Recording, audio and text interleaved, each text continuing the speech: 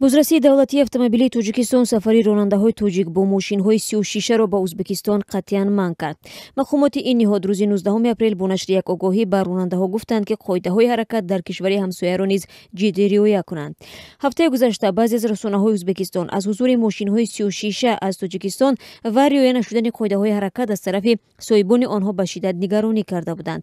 Онҳо гуфтанд, ки мухолифи ҳузури мошинҳои сокинони Тоҷикистон дар роҳҳои он кишвар нестанд, аммо мехоҳанд ба қонунҳои Узбекистон эҳтиром гузошта шавад. Расонаҳои Узбекистон мегӯянд, бино ба қонунҳои он кишвар сиёҳ кардани шишаи мошинҳо манъ аст ва риояи ин қонун барои ҷаҳонгардон низ дахл дорад.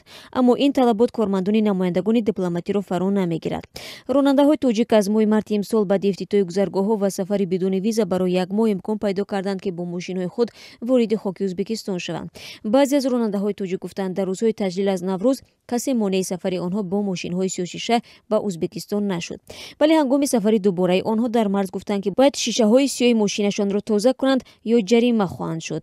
Дар гузашта танҳо мақомоти аввали Тоҷикистон, кормандони полису амният ва раҳбарони идораҳои муҳим метавонистанд аз шишаҳои тира ё сиёҳ истифода кунанд. Аммо аз соли 2009 ба хоҳишмандони дигар, ки мехоҳанд паси панҷараи тираи мошинҳо нонамоён бимонанд, иҷозат шуд бо пардохти $500 дар сол ин гуна имкониятро дарёфт намоянд.